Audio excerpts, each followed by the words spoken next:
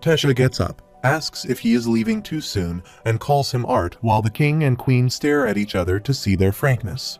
After learning history, he exclaims that he doesn't think it's appropriate for a human to be inside this kingdom for too long, and his priority is to make sure his family is safe and let them know that his family is also okay. The king says that regardless of their two kingdoms' pasts, he has saved their daughter and taken the trouble to accompany her back to them. This entitles him to a befitting reward, but unfortunately, the teleportation gate linked with the Sapin Kingdom is only accessible once every 7 years during the summit conference between the three races. It will be another 5 years until the gate will open. However, they would be happy to send a group of guards to escort him back home safely. He also wants to expand their hospitality and says some of them are tolerant enough, but too many still hold grudges against humans from the war long ago. He asks him to make himself at home, and they will have his escorts prepared by tomorrow morning. Art thanks them for their kindness. He then goes to a restroom and takes a bath, and during his bath, he feels his pain of chest pain getting worse. After that, he grabs the egg, wonders what he should do now, and wishes Sylvia would be there. Someone knocks at his door, and it is Tesha watching him angrily. She then strikes his chest, saying he talked to her family coldly and is going back already. He tells her that he wasn't being cold but respectful because they are the king and queen of this kingdom. He then shouts at her, asking why she didn't tell him she is the princess. She doesn't want him to leave and says he is the first friend she has. He cheers her up and asks her to show him around the castle. She then takes him to her favorite place in the castle, and if he stayed there until spring, he could see all of the flowers bloom there.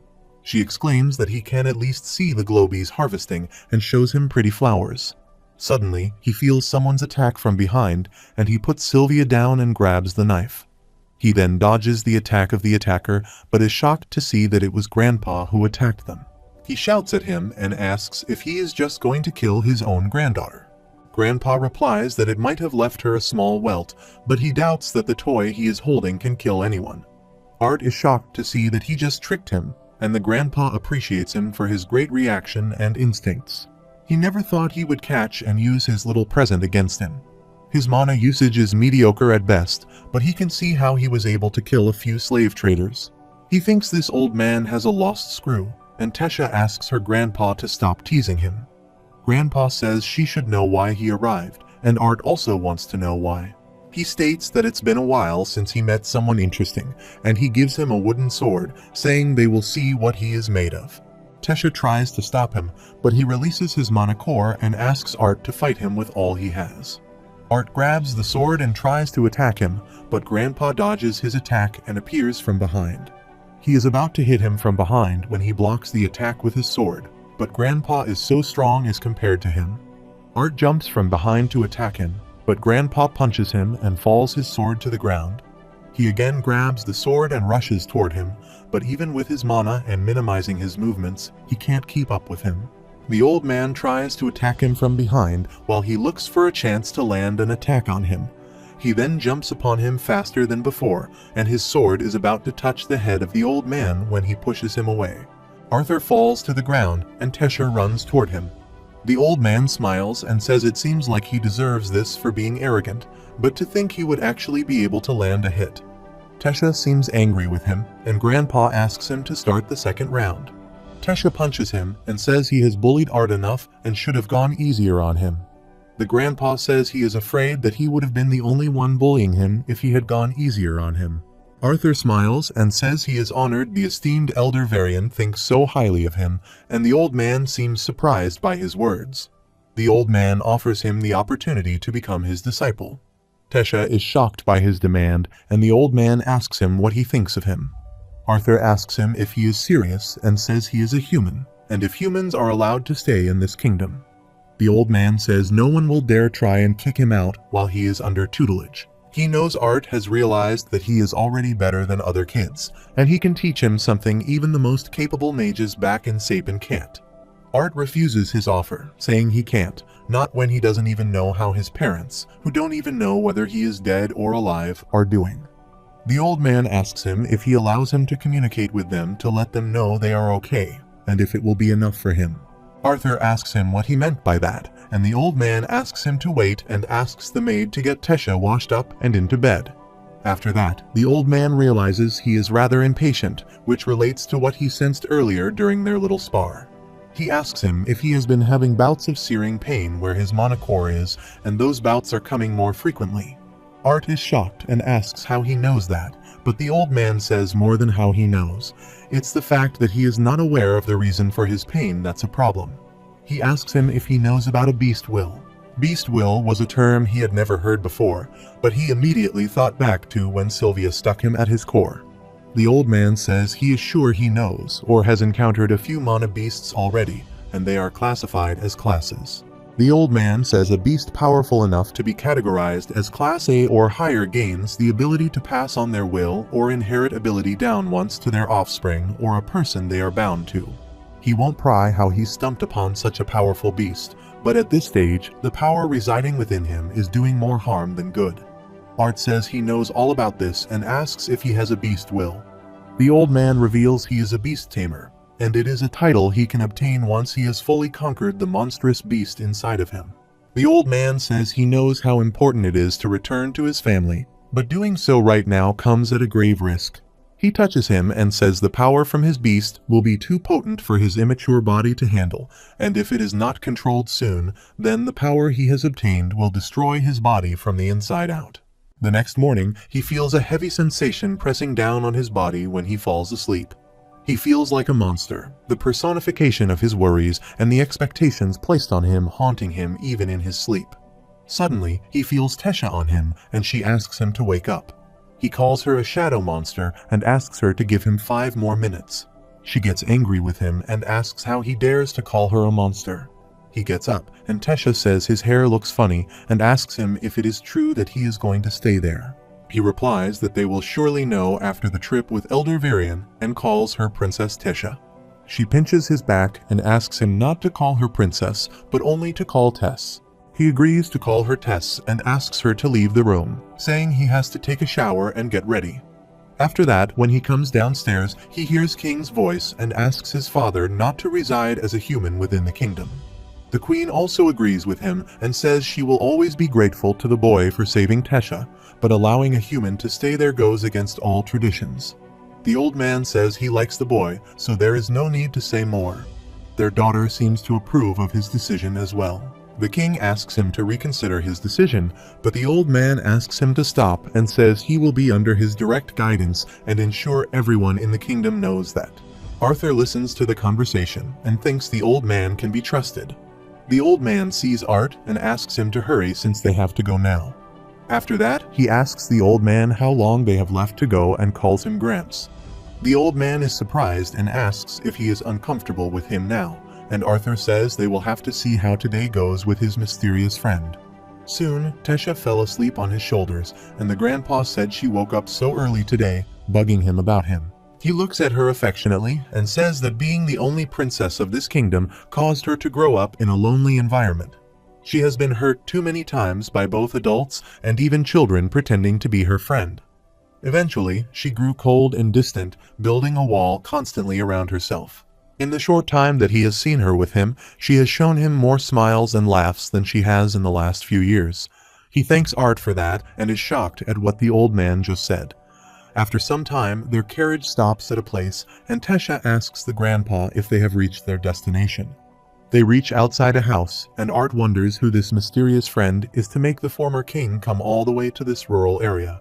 Suddenly, the grandpa kicks the door and asks his friend to come outside. An old lady comes outside angrily and says her ears still work perfectly. The grandpa introduces her to Rena Darkasson, an old friend and a very special deviant who can help him. Art greets her respectfully, and she replies that they haven't got it all day now, asking them to come inside immediately. Art thinks being a deviant means she is similar to his mother, whose magic doesn't fall into the categories of the 4 essential elements. He wonders how she will be able to help him. He asks her if her magic can help him reach his parents, and she tells the Elder Varian that he has a soft side for the boy. She says she is a diviner, and magic of this nature varies from mage to mage, but she is pretty capable. This means that there is someone who can hide from him if she chooses to pry. For example, she knows that Arthur is so unique, and in fact, she can't even see parts of his life. But these eyes have seen pieces of both his past and future. However, he is not there for her clairvoyant abilities, but is here to see his parents as and let them know he is alive. She asks him to lean forward, keep his eyes on the basin of water, and focus on the image of his parents as clearly and detailed as possible. Once he can see them in the water, he will be able to speak to them. He remembers his mom's glowing red hair and sun-kissed complexion radiating gentle warmth, her thin brows always knitted together, worrying about him. He remembers his dad with his intense blue gaze and goofy smile that brightens even the dullest days. His silly quips and simple nature at home are severally at odds with his charisma as a leader and fighter. He hopes that they both are alive. He opens his eyes and is shocked to see them in a house. Alice has made a dish and asks Ray to dig into it. Ray likes beef stew and asks her what special occasion she has made it for. She replies there is nothing special, and it's just been a while since she cooked for him after moving there. He helps to sit on the chair, while she sadly thinks Tay beef stew used to be his and Arthur's favorite dish. She is sad thinking about him since they believe he has died. Suddenly, they hear Arthur's voice in their mind, and he calls both of them. They look at each other shockingly, and the spoon falls from Ray's hand when Arthur says he is alive. He explains that they are probably astonished that they hear his voice inside his head, and he will explain all that later, but for now, he just wants them to know that he is alive and safe. Back to the time when Alice found out that Arthur had died, she cried a lot, and he told her that he managed to survive the fall off the cliff. Everyone was grieved at that time, and Arthur asked them to keep this a secret, but he is currently staying in the kingdom of Elenoir with the elves. He knows it must have been hard for them, and it has been hard for him, but he is glad they are okay. He hopes that they don't blame each other for what happened, and he is proud of what he did back then. If he could go back in time, he would do it again. He wishes he could go to them, but that might be a little hard right now, and it seems he has a sort of illness that he needs to get treated. He is not in danger, but he needs to get treated before returning home. While he is talking, they are thinking about when they return from their journey. Arthur says he is not sure when the next time he can reach out like this will be. They move to a new city and into a new house, and Arthur tells them that there is a mage there who is a deviant like his mother, and she is the one who's allowing them to be able to hear his voice.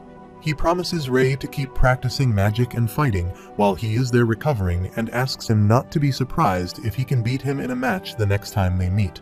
Until then, he has to keep the mother and the baby safe. Ray and Alice are still shocked, and then they happily hug each other, thinking about their son. Arthur asks them to take care until he returns, while his face is filled with tears. He then tells the old man he is ready to be his disciple. After that, they return to the castle, where the king and queen welcome them, but don't say anything. When they are about to enter the castle, the king blocks his path and says that years of being a king have made him a bit old-fashioned and stubborn.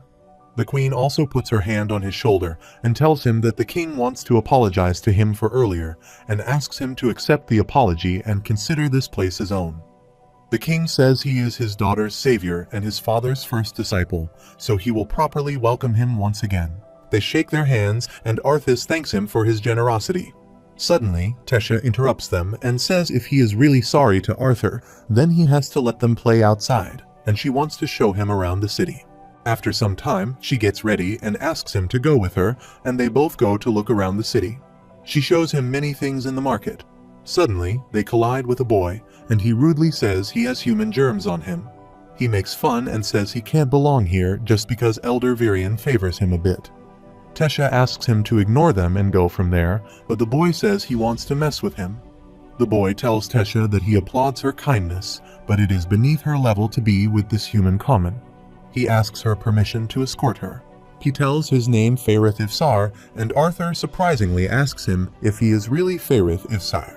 Faerith brags and says he has even heard of his geniuses and that he has awakened recently while he is still so young. Art makes fun of his name and calls him Ivisor, making him angry while they laugh at him. He then bows before him and says he had no such clue that he was in the presence of such an inspiring genius, and he will remember to give him proper respect. He then asks him to excuse them and leaves. But Faerith feels humiliated and asks him to stop, and asks if he thinks he didn't see through his sarcasm.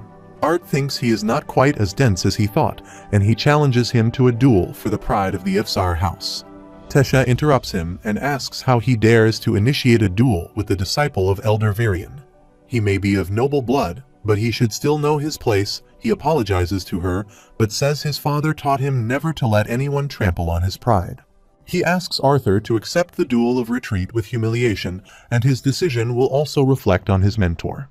Arthur wonders if a duel is such a serious thing there, and Faerith exclaims he will take his silence as an acceptance and asks Princess Tesha to officiate this duel. Tesha looks toward him, but he seems quiet. She announces the start of the duel. Many people gather around to see them while fighting, and Faerith asks him to prepare himself. He is still bragging when Arthur reaches him, punches him with his full might, and makes him fall to the ground. Arthur then asks him if the duel is over, and Tesha happily grabs his hand and moves from there. Arthas couldn't help but grow to appreciate this little princess more and more, and the rest of the day wasn't quite as fun as playing with Faerith. They went to a library, which was refreshing and allowed him to get his mind off things. They also visit a mage and then go to a large tree. Tesha asks him if he is nervous about his training starting tomorrow, but he stays quiet. He remembers the old man saying he doesn't know how he taught so far, but he assures him that his lessons won't be easy. He asks him not to mind the pain from his mana core, and the assimilation process used by beast tamers has often been compared to submerging his body in boiling tar. He will be stuck there in a foreign land without family comfort, and even his daily life will become arduous. However, if he can endure, the payoff will be enormous, and he will be asked if he is ready. He then tells Tesha that he is excited about tomorrow and has come a long way to get to where he is now. He is excited about training and seeing his parents. He can't wait for what the future has in store for him.